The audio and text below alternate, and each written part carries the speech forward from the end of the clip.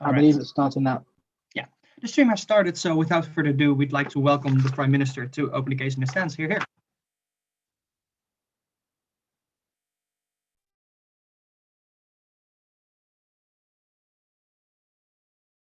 So can everyone hear me? Okay, give me 1 second to arrange my notes.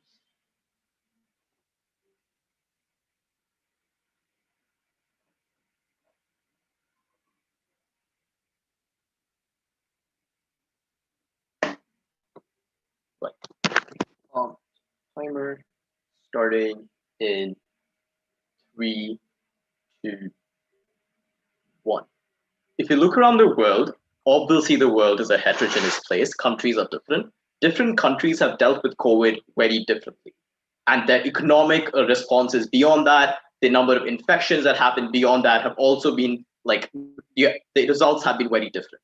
At the point of time when almost every country within its states, due to its provinces, is also heterogeneous, we believe just having one law for an entire country when it comes to something as impactful as COVID is not justified and is just not effective. Before I move on to my 2 points of substantive matter, the first about how states are different with the economic and COVID needs and why we make things better, and also secondly, why we need political insulation when it comes to things like COVID, I want to do some key points of framing. The first point of framing is, what do we prefer? We prefer a world in which essentially lockdown policies and most like stay-at-home orders, but also the way in which a lockdown is carried out. For example, the requirement of wearing a mask, whether only certain essentials are going to be open, all of those are run by the local governments. Now, this can be states, can be provinces. We are happy to go as deep as cities as possible. In certain states, for example, Pennsylvania, where rural areas within your states is very different from your places like Philadelphia. The second point of framing is essentially going to be there are both good leaders and bad leaders in this world. So the aim of this debate is twofold. Number one, how do you strike a balance between COVID and daily livelihoods, because you don't want people dying from not having a job, and at the same time, how do you reduce COVID infections and keep that within check?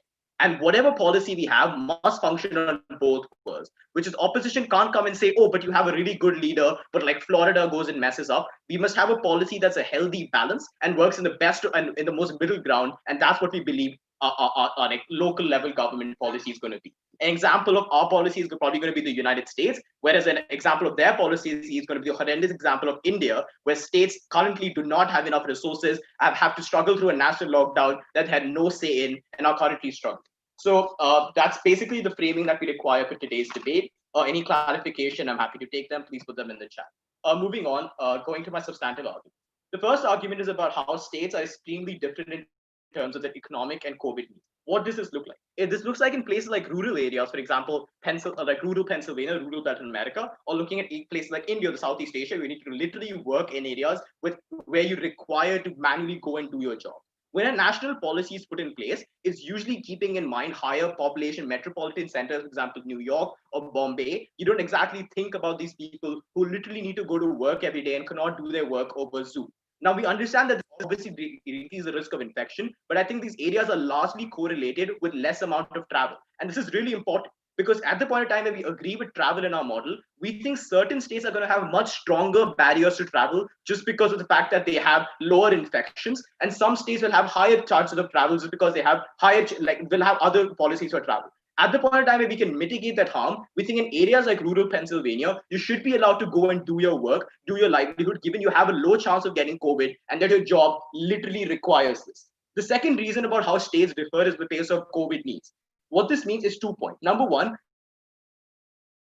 some states just need more resources. At the point of time where all states under a certain blanket lockdown have assumed to have blanket needs based on just their population, this leads to misallocation of resources in states like places like US or even in places like India, where certain states run out of ventilators because the high risk of COVID infections that they have, versus certain states who have an overabundance of them. We think that delay in those resources even going to these states literally means deaths, and that's what we want to avoid on our side. So, and the second reason why COVID needs differ is that very specific needs as well. consider the case of like migrants in certain countries, right? A lot of people go to metropolitan centers and due to lockdown have to immediately move to move back to their migrant homes because they have no idea what's going to happen. We see this in places like Europe, we see this in places like India, several Southeast Asian countries. The impact that we have on our side is that given you might just want to do a blanket ban as well, but you have much more like flexibility in how you do that, which is to say, let's not do a blanket ban today because the migrants want to go home. Let's do it over the path of the next week. That kind of stringent like flexibility is never afforded to you by a national government that needs to have one particular blanket ban, and they need to go to several steps of red tape bureaucracy to ever change anything. The actions and policies for states which require them, along with a higher level of central aid. The other important mechanism here is that literally you can politicians, which is at the point in time you require help, you don't have to wait for your senator to go and talk constituency, or you directly go and talk to them about what kind of changes you want. We think specific changes can occur much faster and in a much more specific manner on our side. Now that entire point notice sorry, I think I'm cutting out. Yeah, that entire point notice panel exists on the side of where you have a good leader and who does good things. So that works in the best case scenario of opposition. Now let's come to the worst case scenario. Essentially, when you have bad leaders, for example, people like Trump, or you have bad leaders, for example, people like Bolsonaro, who don't want to go ahead and give you like proper lockdown policies. How exactly do we win in this world as well? Recognize that in the cases of where you have large-scale bad leaders, they come into place because of populist movement. What this means is that they need to appease several people on several sides of the political spectrum.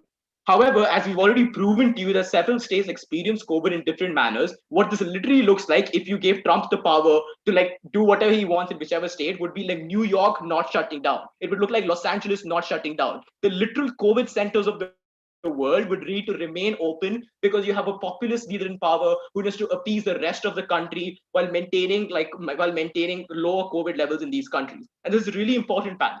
Because at the point in time where you do have a rise of populist leaders in the world, like Bolsonaro, Trump, Modi, I can go on and on, you need to politically insulate things of matters of life or death. And at the point in time where COVID has become politicized, lockdown is talking about in presidential debate as a sign of weakness for Biden.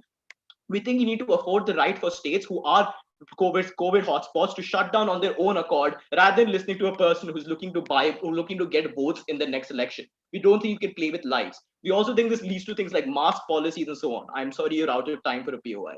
So again, now here's where we have some pre-button. We agree that what opposition is going to talk about, is basically you will have good leaders, but you will have lax states, for example, like Florida, who will exist on our side, who will do terrible things. But once again, you need to strike a balance. We think in our world, people can still stay home if they're in a state where they don't want to be going out. So people who actually want to care about their health will still have that choice. On the other hand, in their world, you have, number one, unspecific needs addressed. You don't have a very good manner of specializing the type of redressal you have. And most importantly, you have populist leaders appeasing people on the other side of the country while they're out of breath on the other coast. We're very, very proud to stand for. We'd like to thank the speaker for the fine speech, and now welcome the leader of the opposition. Here.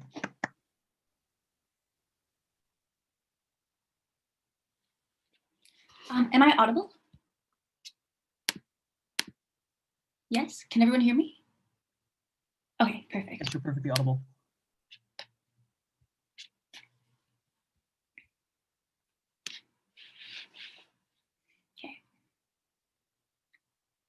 Panel, we think that negative short-termist leaders are going to exist on both sides of the house, and we don't think it's a fair burden for Gov to tell us that they're just going to exist to a much, much greater extent on our side. What we're going to prove to you is that the ability for regional leaders to be short-termist is much, much higher through our constructive, very, very proud to oppose. I'm going to be doing some explicit refutation to what we heard from the PM and then getting into 2 points. Firstly, talking about why centralized governments have the incentive to act in a positive way and have positive lockdown policy. And secondly, about why they have the capacity to do so, which is ultimately beneficial for people. First, in terms of a quick stance clarification, we think on our side that it's reasonable to expect states to to still have some power, specifically in terms of their ability to ask for resources, their ability to appeal if they feel as though like the policy put on them by the state is unfair, and the ability to help leaders, like state leaders, end up coming up with a plan that's specific to the needs of their state. We think this is a fairly reasonable request, given the incredibly high like existence of communication between regional leaders and federal leaders existing in the status quo. What we don't think is fair is for regional leaders to have complete autonomy over the type of COVID policy that would exist. We think it's much better for states to do this and to then consult regional leaders, but ultimately we think that states have a greater capacity with which to help people. Quickly on explicit refutation. So we think that the first thing to note is that we think that OG engaged with very narrow conceptions of the world as it exists today.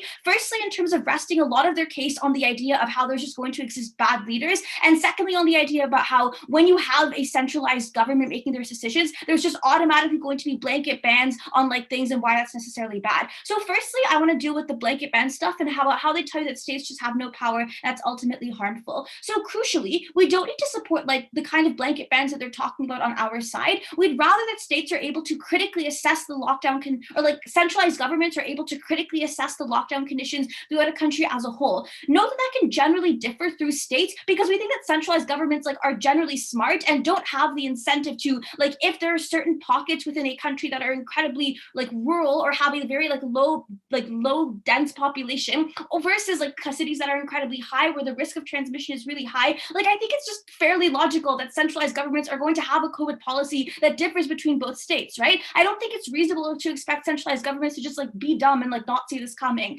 Secondly, when they tell us about bad leaders, they tell us about like Modi, Bolsonaro in the first place. Like firstly, we don't think it's fair for them to rest the vast majority of their case on this. No, thank you. But secondly, I'm going to prove throughout constructive why the likelihood of bad like leaders in a centralized government is much, much less than the likelihood of negative regional leaders, and about how even to the extent where these negative like regional like negative centralized leaders exist, that we have a greater incentive on our side and greater capacity to actually control them through max like international pressure. So let's get into constructive right now. Firstly, let's talk about why the centralized government has an incentive to actually create better COVID policy. The reason why this argument is important is that we're going to prove that first, centralized governments have an incentive to help the most vulnerable individuals, and they're going to be looking out to them more than to the extent that states are always going to be more short-termist. And secondly, we're going to prove to you that the likelihood of the centralized government acting negatively is low, and that the capacity with which they have change is a lot better. So firstly, why do we think that centralized governments have an incentive to think long-term and ultimately be safer and save more lives in terms of their COVID policy? We think that first, regional areas are incredibly short-termist. The first thing to note here is that people generally, in terms of like being able to hold leaders accountable, care less about regional leaders because they get less media coverage, they get less press, they're less talked about, and they're thus held under significantly less scrutiny than federal leaders in the first place. Because of this, individuals are much less engaged in regional elections and in terms of like journalism about regional leaders as compared to like about centralized leaders, no thank you, meaning that it's much harder to hold these leaders accountable. What does this mean? It means that regional leaders have an incentive to be much flashier in terms of their COVID policy. It's much easier, no thank you, for them to visibly be like, we had no restaurants, now we have many restaurants, as opposed to trying to point fingers at a virus that is inherently invisible that they know isn't going to sway voters to the extent that the former would, because they have more of an incentive to access re-election,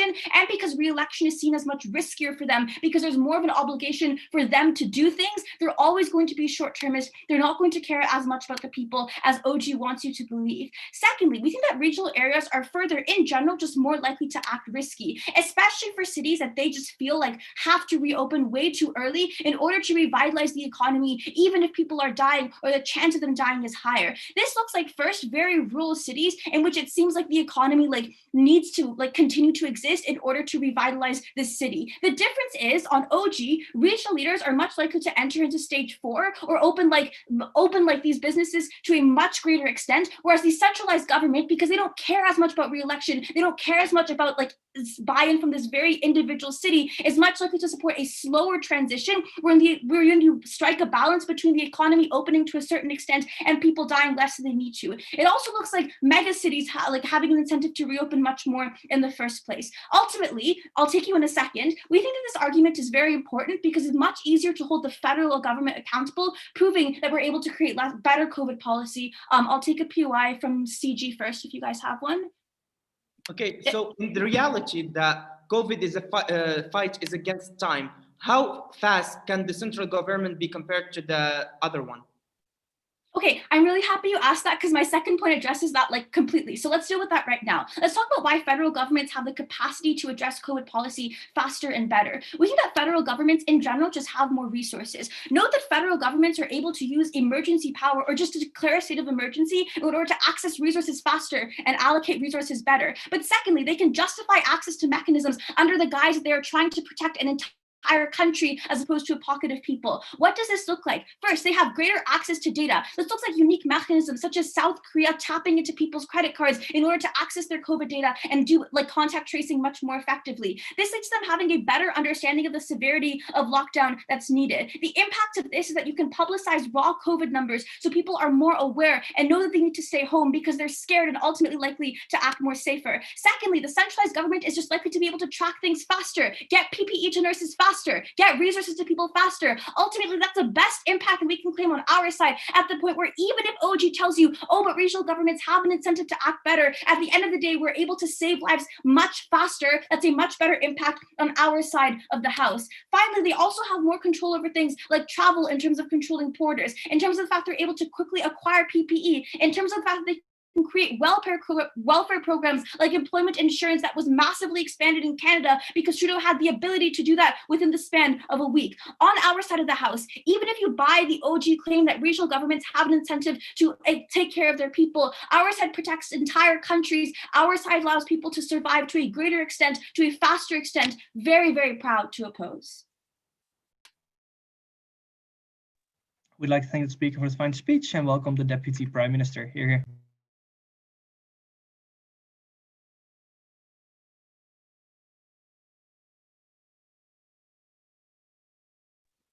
Okay, can everyone hear me? Okay, cool.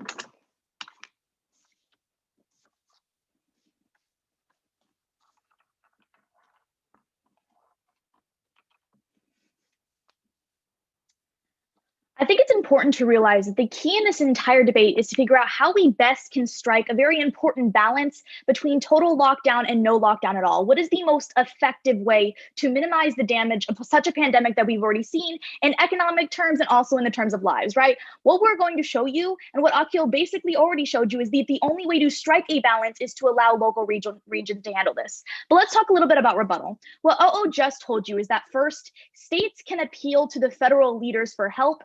And they argued that this minimizes a lot of the impacts that Akhil gave you. The problem with this is twofold. So first, with feasibility. In OO's best case scenario, they only slow the process of resource allocation and response. Because while conceding that federal governments do need state reports because they don't know the regions best, and while conceding that those states would report their needs to the federal government, they're saying that they're basically adding a single level of bureaucracy or multiple levels of bureaucracy to a problem that states already know exists. Right? At that point, when they're saying states can plead for help, they're admitting that those states know where resources should be allocated. They're just having to appeal to a much larger entity to actually get those resources or get those guidelines and legal regulations put in place. At that point, you are in their best case scenario, slowing the process of actually putting those regulations in place. But two, on efficiency, or a part two on efficiency.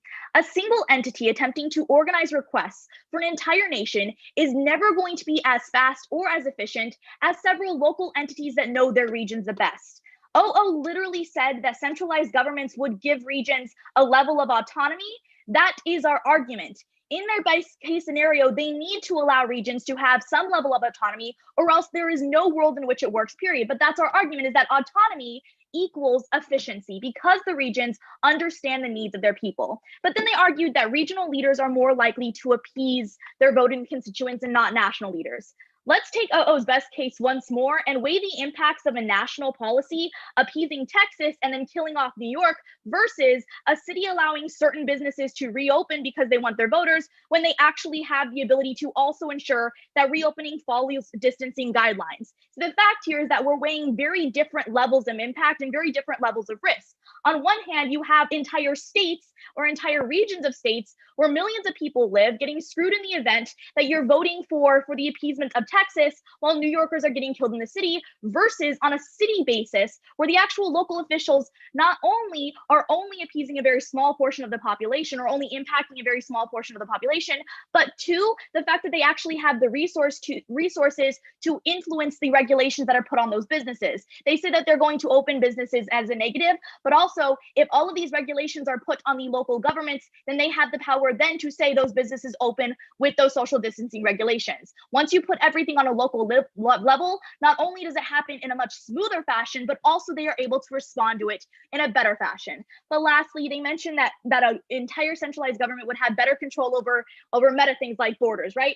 See, travel in the case of a lockdown really matters way more in terms of travel between populated centers to rural areas than in terms of like international travel. Because once it spreads throughout a country, that's when we're really concerned. The travel that we're talking about would be from traveling outside Los Angeles or outside New York or outside Berlin to the rural areas to where the entire country gets it, right? That's the kind of travel that really makes it important in terms of spreading the pandemic. That's the travel that local governments handle best. It's not about centralized governments locking off the entire country, because at that point, the entire country is already screwed. I'll take a POI from Harthouse. Okay, so even in your best case scenario where the federal government lets state X do well and sacrifices state Y, at least the federal government can give like PPE and data and resources to state X to a much faster rate than the regional government ever can. On our side, we prove we save more lives. Isn't that the much better impact? I disagree with that because the data comes from the local level. So what you just said is that the federal government can give the data to the local governments or to the state governments faster. But see, the data is collected at the hospitals, at the locations, at the data centers in the local areas. At that point, the argument isn't the data goes to the federal government and then it takes a while to get back to the states. No, if you put it in the states or the region's hands themselves, that data gets collected and then used at that very same location. It's much faster. You don't go through the levels of bureaucracy. You don't have to go through the federal government for analysis because it's in the hands of the states to act on the data that they receive. And at that point, the regulations and the time spent on actually reacting to things, like Akhil tells you, it's going to be a lot slower. You're going to save lives that way. But let's talk about the key to the successful response of striking a balance. There's two possible cases for a centralized response. This is the world that we're comparing, right? One, a complete and heavy lockdown from the federal government. The problem is the unintended consequences that we see from this. This is what Akhil tells you when people need to go to work and they can't.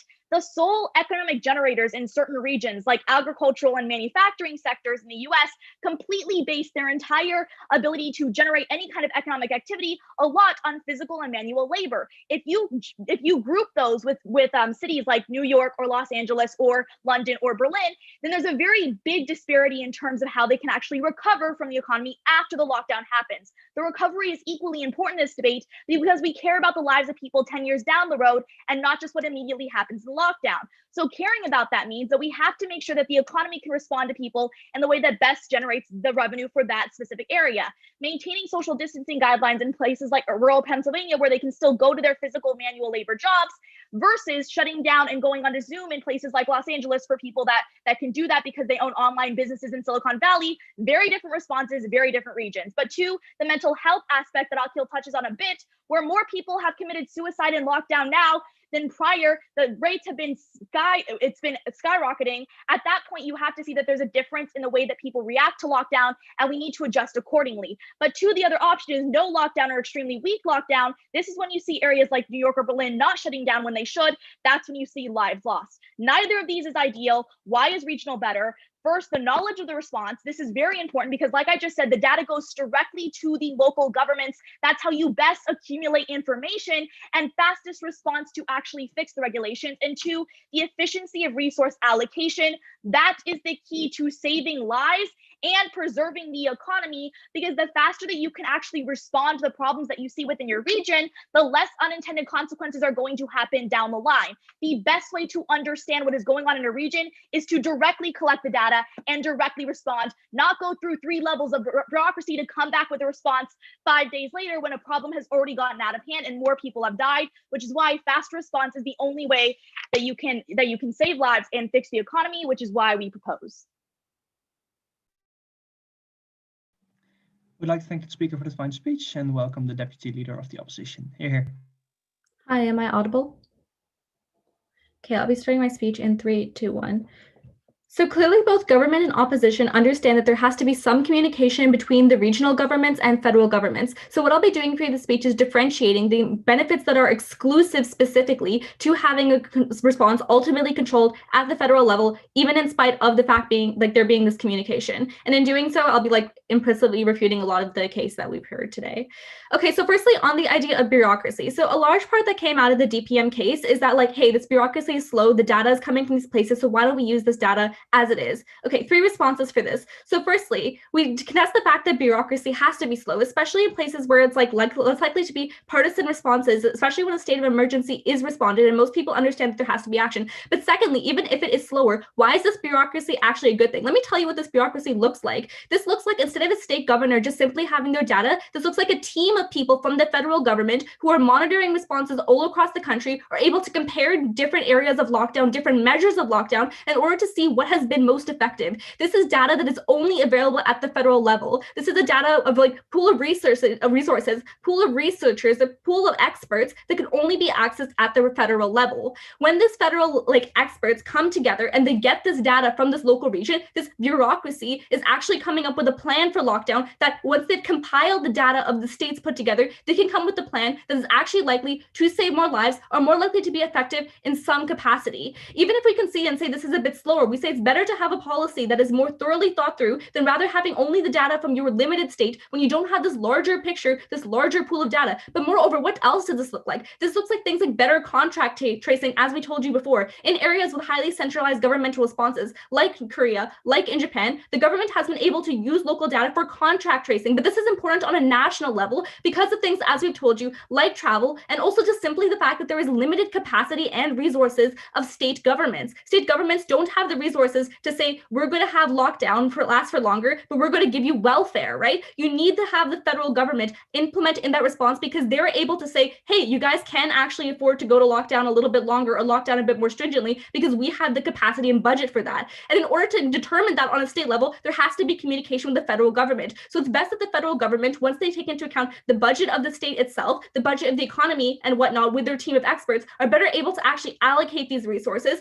with rather the state governor simply being an informant rather than being the ultimate decision maker, because the fact they don't have the capacity to make these decisions, because they don't have access to these types of resources, to access to these types of data, access to these types of teams, access to this capacity for welfare. So we think in a simple terms of resources, insofar as things like PPE, things like being able to put up like barriers in your shops, these are things that you need the federal government to help you with. Then ultimately the decision should be made at the federal level for if they have the resources to give this to you. They say that the state governors know what's best for their country. And yes, that's the reason why they'll be valued in terms of consulting, but they don't know what resources they'll be able to need to implement the lockdown as best as possible, whatever that means. And for that reason, it needs to go to the state level. But secondly, and I don't think this was touched upon at all, the point of accountability, right? State governors are loyal and beholden to their contingent specifically. Now, why is this a problem, right? If there is like a state in Arizona, and let's just say they want to start opening up, on a federal level, even though like federal governors want to be reelected, they're less beholden to Arizona specifically. So if they're able to say like, hey, I think you should be locked down more, right? They're able to do that on their side of the house when these people are specifically beholden to these specific states. And remember, they have limited capacity to implement things like lockdown because they don't have these resources, because the federal government has these resources and allocations and whatnot. This means that they're more likely to make short-term decisions that look good, while the federal government is less beholden to that specific contingent and that specific base. And then finally, in terms of like communication and whatnot, we think that through things like state of emergency, everybody understands that responses have to be fast, but this is less about fast responses, this is about good responses. And we think that on their side of the house, what they try and claim is like, what about bad presidents and whatnot? We say you can have bad governors on their side of the house too, and they need to contend with that world where you have governors who are lax. The mutual exclusive difference here on our side of the house is the fact that you can hold these leaders accountable, and we haven't heard any response to this. Sure, local news exists, but many people don't pay attention to it. Many people tend tend to pay attention to the federal news. Now, why is this important? If you are a rural person and everyone in the country who is rural thinks that the government is treating them wrong, right? They now are able to hold them accountable through things like the news, through things like protests, through things like media outlash. On their side of the house, this is less likely to happen because people don't necessarily know what their state governors are doing. And once again, the state governors don't necessarily have the capacity to be able to like check and monitor all these kinds of things and whatnot. So on our side of the house, even if you have like a leader who is making poor decisions, you have this team to hold them accountable, but you have the country as a whole to hold them accountable. And if you have a case like Bolsonaro, like they tell you, you have international pressure. So there's so many more checks of accountability that you have with the federal system that you don't have on a regional level. So in comparison, in terms of who's likely to save more lives, you're more likely to get pressure in so many different ways and shapes and form on a federal system when there is a singular leader, both by the people, both by international pressure, both by the media and whatnot, and specifically also between experts in the world, right? We think we have other researchers in different capacities who are able to look in different countries and be like, hey, that country is doing bad. Why are they doing bad? That country is doing good. Why is that country doing good? And being able to cross compare those sorts of things. That's mutually exclusive to having these policies made on a federal level, this idea of accountability. So we're less likely to have like negligence on our side of the house because of the incentives of government being less short-termist, being less beholden to a specific contingent of people, and also having this international pressure and whatnot. Okay, so now to rebuild some of the points that my partner made, and we think that this will probably engage with back half too. So the main contention in this debate so far has been about the capacity of a state government to have to like actually know what's going on. Sorry, the capacity of a federal government to know what's going on within states. What is the system that we envision in our side of the house, to be very clear? This looks like a world in which states report data, but because they do not have the full picture of what kind of lockdown they have the capacity to implement, because of things like welfare needed for stringent lockdowns, because of things like access to PPE, they ultimately have to go ask the federal government. The federal government should get the call on this final decision because they understand the budget allocation of what's possible for the nation. State governments can't do this because they don't have the same budget, the same resources, the same capacity. On our side of the house, contract tracing gets better, which means that no matter what travel like logic is put into place in this motion, we're able to better tell where the COVID cases are likely to be increasing in the future and take preventative measures to areas that we think are likely to become hotspots because we have this data. We also think that because there's a larger pool of experts, because not everybody knows what kind of lockdown is good, right? You need this data, you need this comparison that's best accumulated on the federal level when they have this sort of macro view. So we do think that there needs to be interplay between these two states, but ultimately, since the resources capacity lie at the federal level, even if it's a little bit slower, which we don't think it will be, we think this bureaucracy is necessary for good lockdown procedures. And their side of the house, you're more likely to get negligence, you're less likely to get accountability. For these reasons, very proud to oppose. We'd like to thank the speaker for this fine speech and to open the bottom half of this debate, hear for the member of government.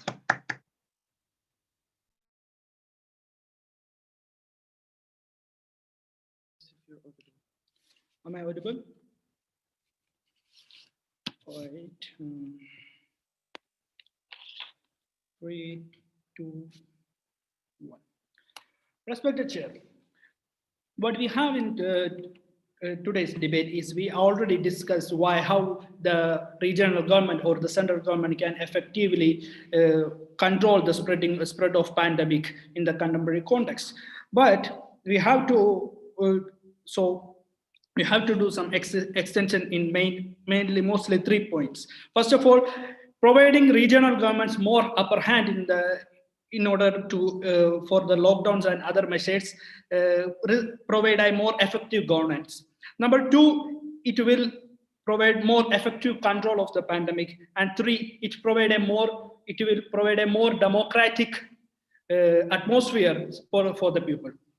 So I'll start to explain my points. So why we are arguing it will be result in the more effective governance? First of all, our current COVID situation doesn't reduce any already existing crisis of the world nations already have, because all the nations still facing all the crises such as the threat from the neighboring nations or the threats of terrorism or other crises. So COVID, actually what happened in the context of COVID is COVID became an extra burden for the governments. So in government, central government is usually responsible for the managing of security related issues regarding the nation. But if the central government start to spend its resources and time and efficiency in order for an issue like COVID, which demands more effective or more micro level interference, is actually weaken the nation in general. Because we already see this issue in the context of India. Because when India was mostly occupied with managing COVID, China occupied some of its border territories. So when central government start to share these responsibilities with the regional governments, it will actually reduces the burden, and the central government can invest its ability and its resources to already existing, and especially for example in the context of COVID, a lot of nations are actually using COVID as an excuse in order to bypass multiple international laws. So the central government can focus these issues which they can contribute more. And my next point is regarding efficiency is actually related with this point. What COVID proved for us in the contemporary world is people becoming more and more individualized, or people becoming more and more dependent to their nearby facilities or nearby institution. Because what we saw in the context of COVID is the effective controlling of the spreading of pandemic is only possible for those agencies who interacting with the people in their daily life. And who can do that? The central government in any nations, they can't interact with the daily life of people. They can't make awareness among the people in a daily basis. But what we can have in the context of regional government is regional government can interact. The regional government can negotiate with people. Regional government can make more effective awareness for the people in a daily basis. One of the main arguments from the OO is that international pressure makes and press, media, etc. makes central government to work more effectively. But we already seen it's not true. Does Bolsonaro change any of his opinion? No. What happened in the case of America? Even the media criticism, the international criticism, does Trump change anything? Even he doesn't even wear the face mask in his last election campaigning. So it actually doesn't do anything. But actually, even these international agencies, international agents, media, all become very weak in the context of COVID. But on the other hand, who made an effective steps during the case of pandemic, whether it's in the case of United States or is in the case of India, like two giant nations, democratic nations? It's regional government. Even the case of India, what we see from the Indian example is some regional governments in India made more preventive measures even before the central government of India. So it's actually proved the effectiveness of regional governments. And another thing is, and also said about how the central government can use bureaucracy, etc., in order to control pandemic. It's actually not how. The argument doesn't say, because bureaucracy in most democratic nations, bureaucracy always work in communicating with the regional governments. So bureaucracy is here to assist the decisions made by the regional governments. So actually regional government can use bureaucracy more effectively than the central government. And our third point is, it result in a more democratic context. Why it's very important is, in our contemporary context of COVID crisis, a lot of nations, especially nations which democracy is in danger, the populist governments or the authoritarian governments using COVID as an excuse in order to impose more authoritarian tendencies or to make, okay, I'll take POA. How is that harm not symmetric and not also going to take place when it comes to regional governments? Because they're also self-interested and want to be re-elected. Can you repeat the question? It was not clear for me. Regional governments would also want to be re-elected. How is the harm not symmetric? So that's the central. So it's a relative question, basically. The point is why. Anyways, the regional government can work more effectively because they are more close to the people. Regional government, in the most context, the election of central governments actually happens supporting some grand ideas. But the case of regional governments, people look into what's the real development, what they see in concrete. So regional government has more responsibility in order to show their effectiveness. And why democratic? Because it's a lot of governments, for in India, government, central government is giving more power to the police. Some governments, some central governments, already authoritarian regimes like China, using the surveillance and massive control of people in order to enforce their power again. So a lot of governments actually using COVID case as an excuse to make them more authoritarian. But if you give the regional governments more power, it's actually empower our democracy more. So COVID is a temporary crisis. COVID will go on. So we need to keep our, we can't sacrifice our human rights in the name of saving lives. We need both. So in that context, we proved why our argument is more powerful than the OO, and we're proud to propose. Thank you. We'd like to thank the speaker for the fine speech and welcome the member of opposition here. I'm sorry I won't be able to open my video because I'm having internet issues, so I hope that's okay. Starting in 3, 2, 1.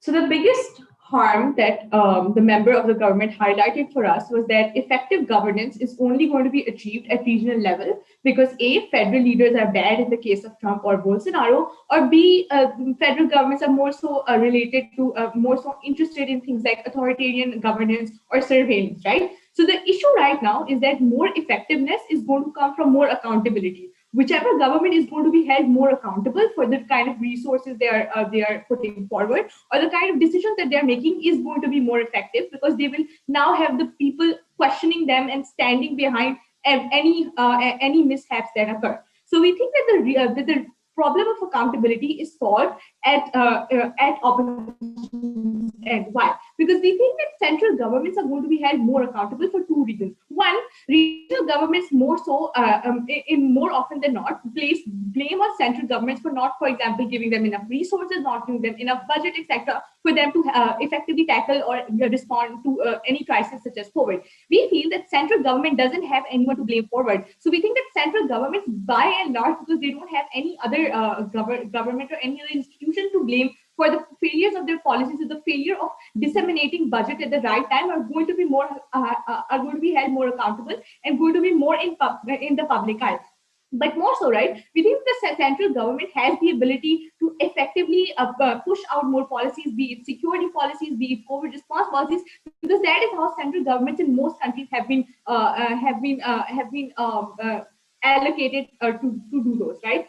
So the deadlock in the opening house was regarding which government, whether regional government or central government, is going to be more effective. And before breaking this deadlock, I'm going to do one simple thing. I'm going to show you that the lockdown policy should only be implemented by a government which is affected by that policy. 3 reasons why the central government is directly affected by lockdown policy. 1, if there's a lockdown in, for example, a certain state, a certain city, then it's less likely that businesses within those states or within those cities go forward. So less revenue generated by businesses directly mean an economic impact due to less taxation being given to the central government. Secondly, we think that welfare policies are also primarily pushed by central government. So if depending on which area is under lockdown, the central government in most places will have to push out welfare policies, for example, carry out ration drives in India, etc., to ensure that vulnerable populations do not starve. But more importantly, that healthcare responses, central governments have the ability and have the authority to ensure the import of PPE, for example, in developing countries, of the import of ventilators, etc. So central government is the one that is going to be directly affected by the lockdown that is going to be in place. So we think that the government that is directly affected is going to take better decisions and better response mechanism with the kind of policy that is needed, right? So at closing opposition, we are going to give you 5 reasons why the central government in this context is going to be the most effective party to ensure that an effective response for COVID is going to tackle down. First, we don't think that the central government is divided to two lines of political parties that usually regional governments are put forward to. We think that, for example, the federal government is interested in taking collective action, not only because all parties are represented at the federal level, so there is less likelihood of self-interest being pushed forward, but more importantly, all parties come together to ensure that a macro level response is put forward, and I'm going to come to that later on. Secondly, we think that some provinces are likely to mess up. For example, if province A does not go under lockdown, even though a lockdown is needed, and province B does, it is more likely that province A, where there is no lockdown, has more deaths and hence need more resources at the end.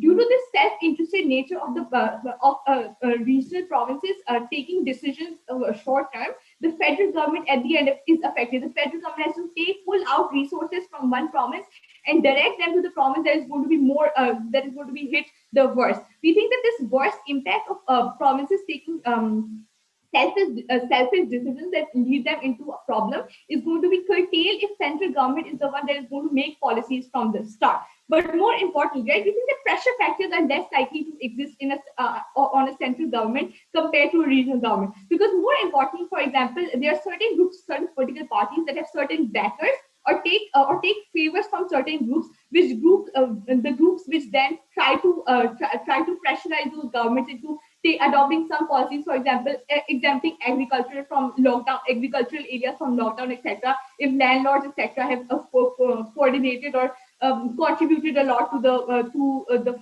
funding of those political parties. We also think that coordination, more importantly and more effectively, is better at the federal level. Why? Because in times of crisis, for example, whether it be times of war or whether it be times of pandemic, the federal bureaucracy or the red tape bureaucracy is lowered, because even the federal government understands that provinces can't wait 15 days in order to ensure that their, for example, ventilators are provided to them. Two contextualizations here. One, in a lot of cases, for example, in the cases of, for example, provinces needing ventilator or protective equipment, they are more likely to know or predict beforehand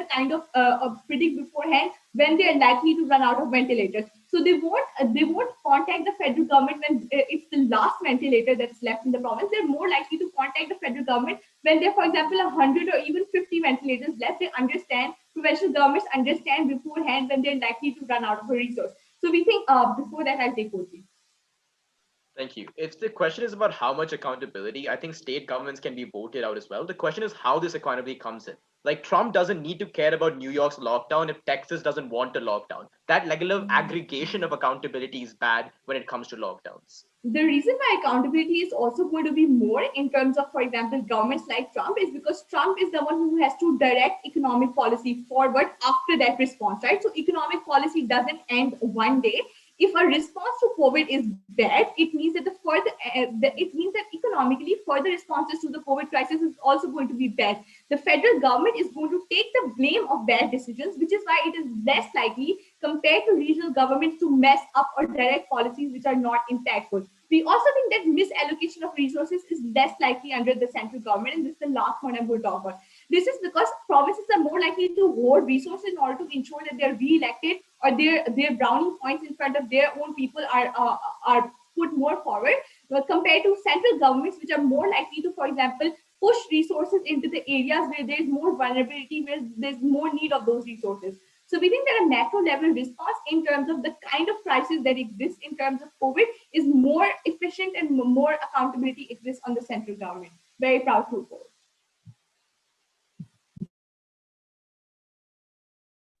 We'd like to thank the Speaker for the fine speech and welcome the government whip here. Am I audible? Okay, give me a second. I will just get my notes. Okay, I'll be starting in 3, 2, 1. Honorable panel, valuable speakers, we understand as the closing government that today's debate is mainly and fundamentally about effective policy decision making, or effective decision making and fast decision making in order to prevent this pandemic, because we know for a fact that the fight here is not a fight of really complex decisions, but fast, simple, and more effective decisions, right? The second point that we understand from this motion, it is that we want the best for the country, and that was exclusively brought by my first speaker on two main points. The first main point is that he was exclusively bringing the first model of how effective is the federal government, or like the small government compared to the central one, by mentioning that, look, there is a big circuit when you are dealing with democracy, and this is also like kind of a rebuttal to the OO. There is a big circuit when you are dealing with bureaucracy, when it's having to deal with the central one. But you will cut it in the middle and keep it in the regional one, and that will be more effective, because the nature of the pandemic is spreading fast, and we need to cut it as soon as possible. And this is where we want to comment on the case of OO by saying that their case was mainly simplistic in a way that it was dealing after Corona affects people, but we want to prevent that on the first term, because we don't want this to spread more, because this is where it is more dangerous.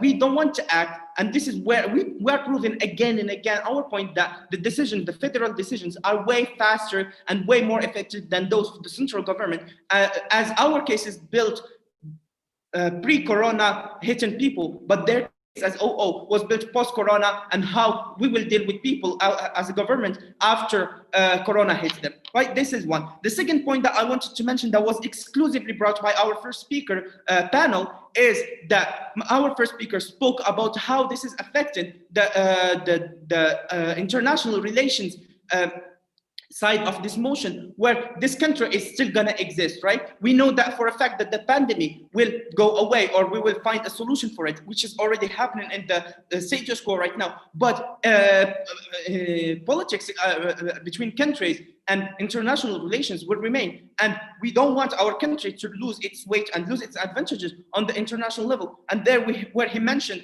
the example of the border territory between India and China, and we know that, like, for a fact, we don't want to lose our democracy as well. That's why we're not acting as China did. And we, for a fact, as the Korean government, when we are giving you this, we are giving you that, look, our first speaker is telling you for a fact that the body or the skeleton of the central government didn't change in a major way to be able to handle a new crisis. So we know for a fact that the pandemic is a burden on the body of the government, central government. And we know that, like, in order to make it more effective, we want to cut that circuit and make it more on the regional thing, in order to leave the government, and this is a sub-analysis of the second point of my first speaker, which he mentioned before, that when you are leaving the burden on the government only to deal, the central government to deal with international relations and do their job outside, the federal governments can deal effectively with the coronavirus and stuff. So what you get on the short term is a pre-corona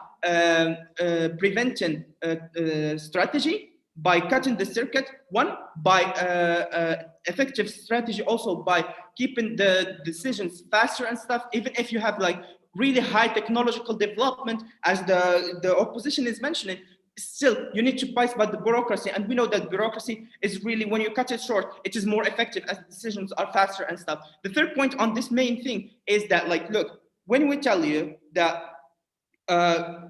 people are known more by their federal thing, and I think that, like, we heard that's why it is gonna be more effective. But I think that we hear something really not factual error or logical error by the opposition, saying that, well, these federal things, they're gonna not do really logical or pragmatic decisions because they want to be re-elected again. We think that this is really false for one reason, that is, like, it is mutually acceptable to claim that the central government want to be re-elected again. So in the case like that, you falsify both. We believe that this is like really not a really real claim, and that not a real argument that should pass under this motion. You cannot just come and blame the federal government for something that you can blame the government as well. That is not, and you cannot prove it for federal as well. I will take PI from OO.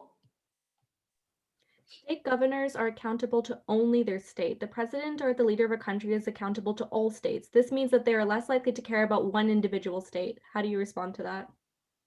You know, when it comes to voting and stuff, like, one vote is really necessary. George Bush a few years ago lost by 600 votes. So here we know that, like, even one person is necessary rather for like regional or central government. I think you get your answer, right? So the thing is that, like, what do you get from our side today? And I will be mentioning more about the second point that of our extension, which is in comparison to the OG part as well, was exclusive. When we are speaking about the international relations and stuff, eventually COVID will finish, right?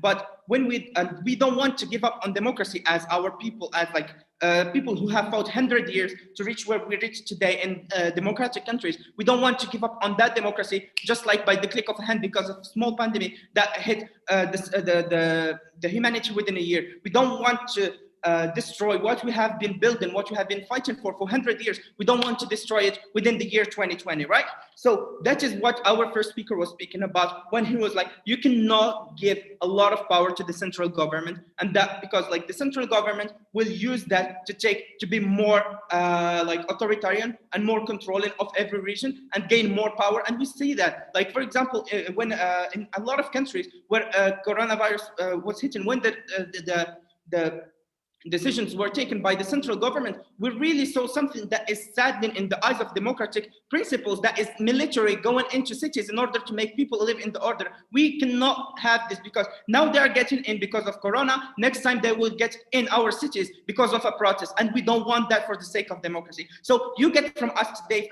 in this debate three main things.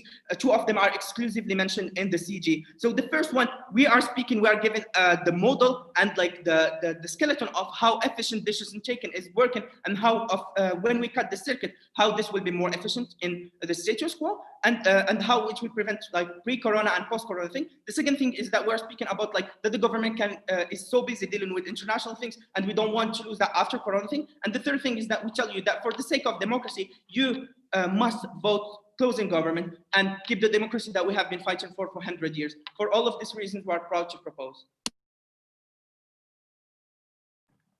We'd like to thank the speaker for the fine speech and welcome the opposition whip here. Am I audible? Okay, starting in 3, 2, 1. The deadlock that we see in the opening halves relates to this particular idea about whether regional governments or central governments are more likely to be to have more re-election incentive and be more self-centric, whether or not they're likely to be bad governance on either side. We think that these are conflicts, or whether or not which side is likely to be more authoritarian. We think these are ideas that are largely symmetric on both sides and are not contested enough.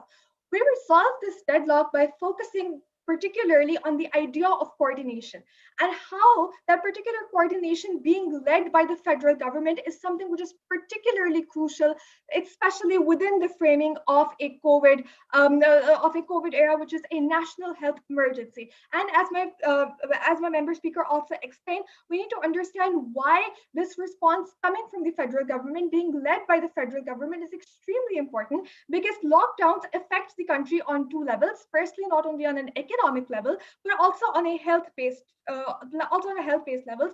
Decisions that are going to be taken at any level are those that are going to affect the country as a whole on all sides. And that is why you need effective coordination that cannot come about once you take action individually as regions, but that coordination can only come about once you are going to lead that coordination by the federal government. And we think that this is something which the opening house generally particularly missed out. And we tell you that how the idea about smaller or regional governments being they collaborate about how federal governments can still collaborate with regions, can still implement smart lockdown in regions with the collaboration of regions. But I will explain to you why that initiative needs to be led by the federal government, why the main decision-making power needs to stay with the federal government. So let's delve into that. We think the first aspect of this particular idea is the idea of the economy and of budget allocation in itself. We think that budget allocation in a given country, especially within developing countries, is extremely limited, and we see that different regions are fighting for that particular budget.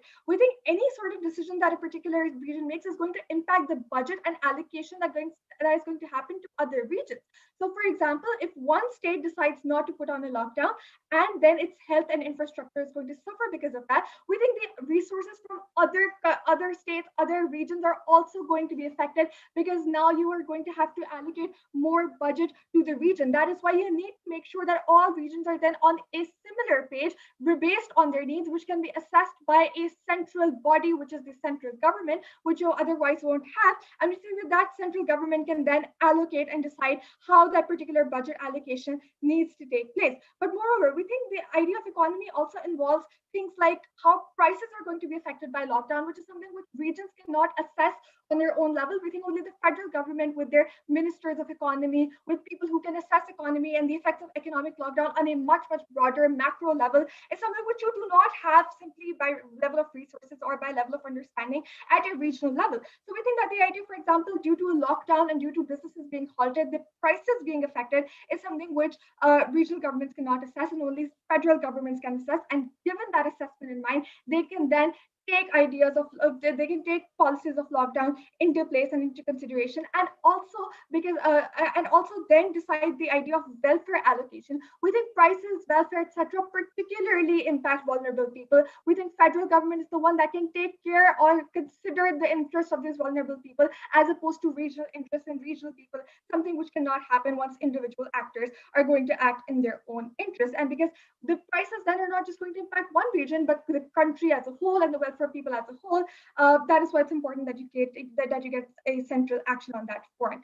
Thirdly, let's talk about health and health infrastructure. We think that ideas such as you having to import ventilators or health infrastructure or PPEs, etc., is something which only the state on a central level can understand and can allocate, especially because it is also in control of the budget. We think all of these import decisions, etc., are something which the central government is taking. And once you have individual actors going on their individual level actions, we think that the problem then is that you cannot assess what the health situation in these countries is going to be and how it's going to escalate in how much time, which means that the state decisions on that level are not going to be as effective. You need all of these people to come together. You need the state to take the leadership and take initiative, because otherwise there's going to be a mismatch of demand and resources. And we think one state's actions are going to impact other states, and how allocated resources are going to be allocated in other states, and simply not only unfair, but also simply impractical if you just rely on that very one state to be dictating how other states are going to pan out. But fifthly, we also think, but fourthly, the idea is also about leadership, and which is something which can only come from the central government, because they take the initiative. They're in consultation with, for example, international agencies like the World Health Organization, with international actors, international countries. They can best understand how policies in other countries have been implemented, how effective they have been, and that is why the best initiative for leadership can come from their side. But also when it comes to mobility and transportation, we think if one country or one state doesn't decide to lock down and the other does, where there are more cases in case where there is no lockdown, we think that these people then traveling to places where there is a lockdown, traveling to places or just like transmitting COVID in these places is not only simply unfair, but also shows how the lack of coordination is going to just lead to a greater impact or greater spread of COVID in these areas, which is going to be harmful for these countries. Before I move on, I'll take OG. Look, consultation can still happen on our side. States can get all this data, all this thing, and still consult the states. The problem on your side is that you have a blanket policy that does not give states the decision-making power that they need. No, we're not talking about a blanket policy. The idea is of state in consultation is going to still make sure that certain regions are having a different policy as opposed to others. The idea is that the central leadership needs to take this decision and not individual actors. The idea about who has the decision-making power, consultation might exist on both sides. The idea then is also about accountability. We think that's also something which is brought about the opening opposition. We need to tell you how accountability is better on our side, because once you bring these different parties together through collective action, through parliament together, we think different regions can hold other regions accountable, hold the state accountable by virtue of them coming together through the central leadership. And we think that that's something that doesn't happen otherwise. But also there's faster decision making, because now you can use emergency measures, there are less bureaucratic tape, etc. And that is why you just have better and quicker decision making. But lastly, let's just quickly refuting the idea that CG brought about how your government is already overburdened and how you need to focus on many areas, or if China will occupy your borders. We think that's not particularly relevant to this debate, because because it's a current health emergency, your government has to prioritize it. Your government already has to deal with lots and lots of issues simultaneously, but also you have different health departments. For example, you have the health department versus the defense department. They cater to different things. That's not really a problem. On all those grounds, proud to oppose. We like to thank the speaker for its fine speech and all of you for this debate. I would like to ask you now to leave this breakout room, and in 15 minutes, we'll be back with the result.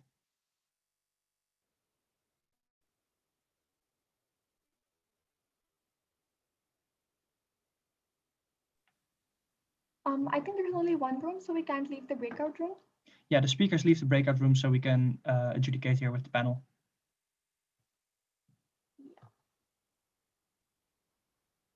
There is no breakout room. Or Oh, wait, never mind. This is the streaming room. Yeah. We can go okay. to Discord. Yeah, I suggest that then the speakers stay here and we deliberate via Discord.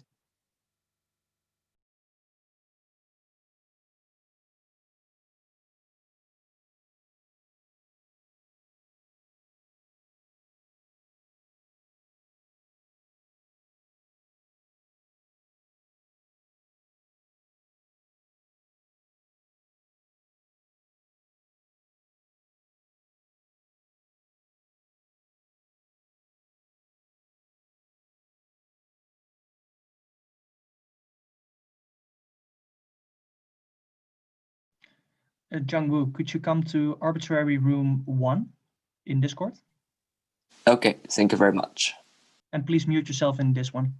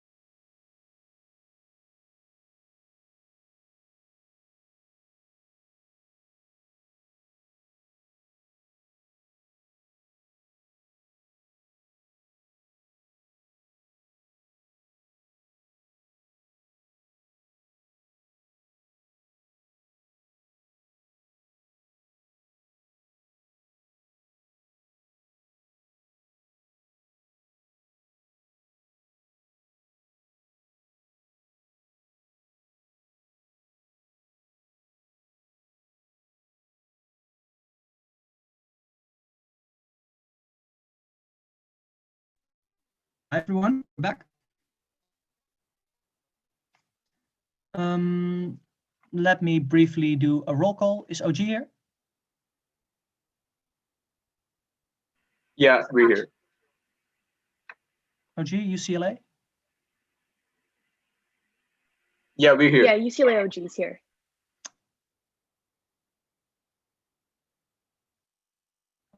Oh, sorry. I think I still got my Zoom on mute to make sure that I didn't hear you during the deliberation. Yeah, we said we're here. Yeah. I'm very sorry. Give me just a sec. Yeah, so now it's supposed to be unmuted. All right. I think I saw OG speaking. Oh, are you here? Yeah, we're here. All right, CG, You're here. CO. Here. Perfect. All right. Thanks so much for this debate. What I'm going to do is give 1 point of general feedback, and then I will dive into the results, and we'll explain it. If afterwards there are any questions or if you want feedback, please come find me or one of my panelists. I think they did an excellent job. So in terms of general feedback, I think what made this debate kind of messy was, in terms of exclusivity, try to really explain what is the difference when the rules will be made autonomously by local levels, or when the local level can still cooperate with the federal level, but the federal level being the one who making the decisions. I think that made this debate often quite messy to adjudicate, and we think the team that ultimately managed to do that the best was the team that won the debate. Cool. The result is as following. We gave unanimously the first to opening opposition, then on a 2-1 split, the second to opening government, the third to closing opposition, and the fourth, unfortunately, to closing government.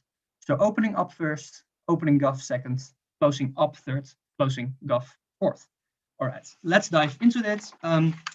So the split was on the 2-3. I also think that was the closest one within this debate. So let's dive into it. From opening governments, we broadly get 2 claims. Firstly, they do a lot of explanation why different regions have different incentives. They give the explanation of how rural Pennsylvania will likely still want to go to work, but in New York, you probably want to have lockdown. Secondly, they talk about bad leaders. I think those are basically the clashes in top half. Basically, what side makes the better decisions and what side provides better for different regions. So I think in the first thing, opening opposition does something which is very mean, but also very effective. They basically explain that, look, we don't need to stand for a blanket lockdown, but they give actually a pretty in-depth analysis that you are very likely to still cooperate with those states, that you can still have local lockdowns at the moment, that you still let the decision be made by the federal government. And we think that basically deals with a lot of the material that we get in the PM speech. We do think in the DPM speech, we get some mitigation to it, that often it will be more bureaucratic and it will take longer and those kind of things. We do think that mitigates opening opposition's claim, but we still believe that there are lots of alternatives that can make sure that you can provide for different needs for different states. Therefore, we think that opening opposition by that remapping already takes it on the first page. But what's then more important actually is basically on accountability. So on accountability, opening governments, I think does something that might be very clever when the debate is US only, but we think it's about probably more nations, because opening government basically gives us the explanation that Trump does not have an incentive to go into lockdown when New York wants it, but when Texas doesn't want it. I think that opening opposition then points out pretty well that that's probably a thing that's more inherent to the Electoral College than to actually how lockdown rules work. I think what can be very helpful here is to actually give more in-depth analysis why there are structural reasons for people to not be accountable. But I do think they do one more thing on the accountability clash, which we thought that was probably more important, basically about centralized responses and how it prevents disparities. But opening opposition managed to deal with that quite well too, actually, because they say a couple of things. Firstly, they talk about accountability. I think what could have made this point way stronger is explain why is that accountability so much stronger on a federal level than on a local level, because now the main mechanism we get is that most people are not very interested in local governments. I think that the easy response that could have been there is just, but when they have suddenly that much power, there will probably more scrutiny. Now the response that we didn't get, but I think it's important to think about what the strongest response could be, because you're running a risk there by only basing your premise on that one point. But we think that secondly, they explain that you're likely to be more long-term. We're not necessarily sure under what side of the house this is true. We think probably both sides want to make long-term decisions, because we get a response from the DPM in which they say, yeah, but at the moment that you're on the local level, you will probably make more extreme decisions. But then DLO says, yeah, but the same goes for a president or whatever leader. We do think that's to a large extent becomes symmetric in the top half. That's why I highlighted it in the general feedback at the very beginning. But so then we ultimately slightly believe more opening opposition on that accountability will be better in the their side. But what they ultimately win the clash on is explaining us that the capacity are better. So we think that the budget allocation might be a bit uncharitable to OG when you yourself concede that probably the both entities will work together. So that's why the budgets would suddenly also come from the states. But we do think the data and stuff, these are indeed very important. Well, then we get a response from the DPM in which they say, yeah, but most data, that the most data is being collected on the local level. However, the generalization about what kind of lockdowns work and what kind of situations work, we do believe that they will be better off under the federal level. So ultimately, we do believe that most of opening government's impacts can occur on both sides of the house, and we believe that accountability is better on the OO side. Therefore, we give the edge to OO. Well, let's bring CG within this debate. And we think what CG suffers from is one, a good opening, but two, finding a hard time in prioritizing the extension. Because we think you now do three things, which was quite much in the limited time span you have. So I will go over all three of them. Firstly, they talk about how federal governments have more things to do, basically. All right. We do believe that that now states probably have more time to deal with other things. However, the impact of this is unclear. We are unsure why this would be such a major difference, that it would lead to, well, India having more time to deal with the neighbors or something. It's unclear to us why then making the lockdown to the federal level would be such a difference, as well as that closing opposition later on points out that you probably have just people working on ministry, making it unclear why it would make sure that you can now put all your remaining time within other things.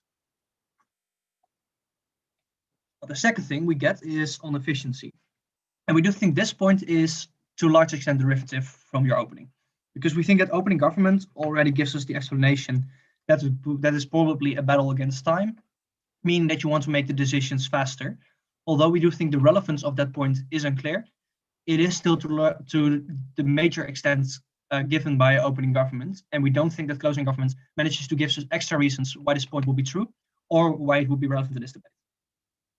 Third point that we get is how populists see it as an excuse to to become more authoritarian and make more severe measures.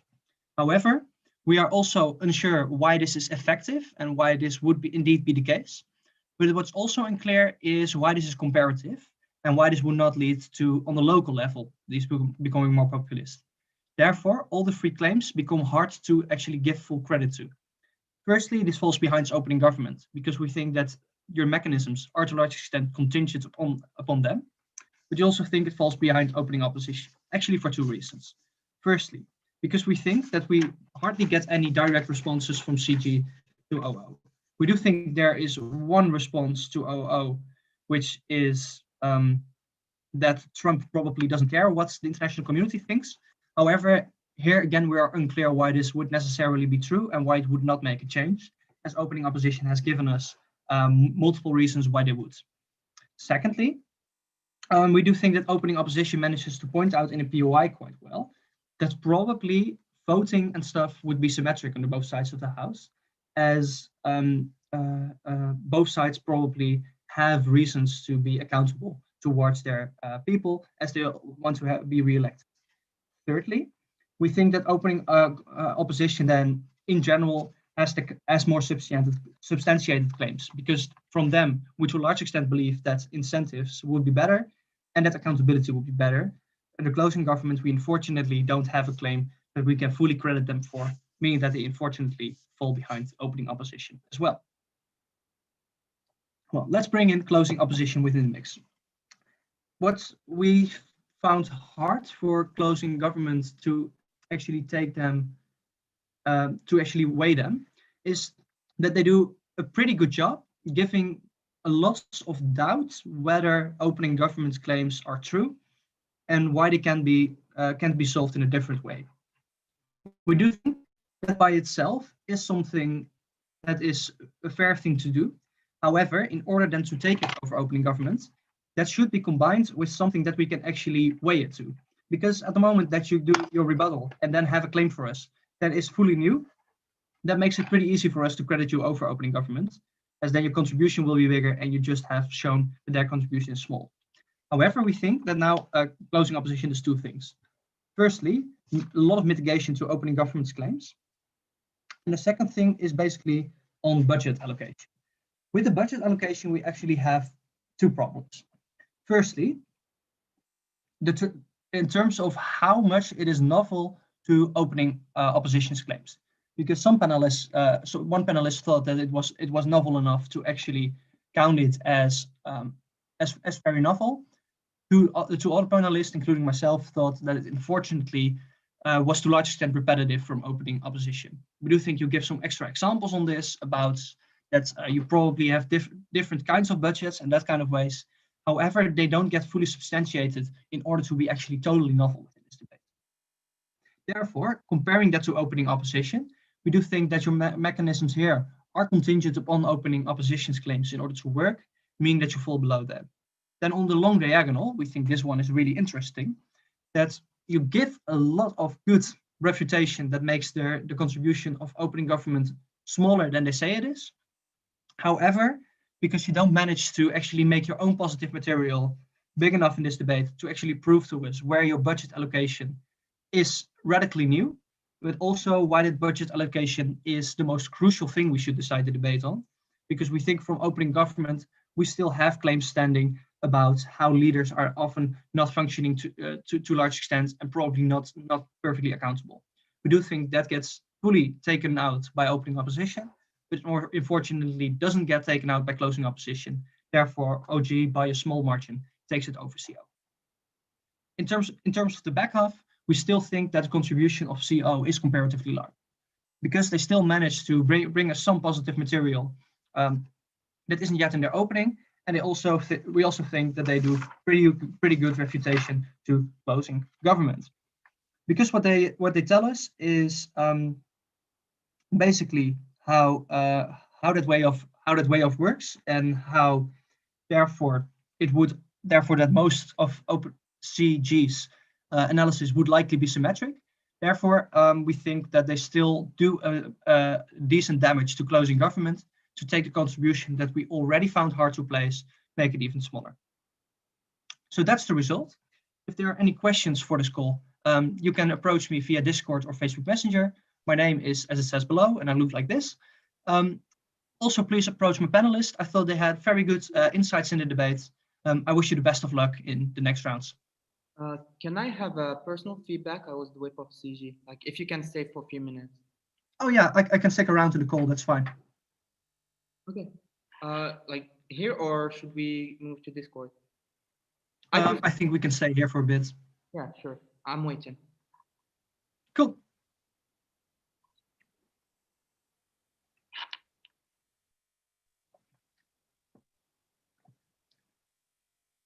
Could OO also get feedback?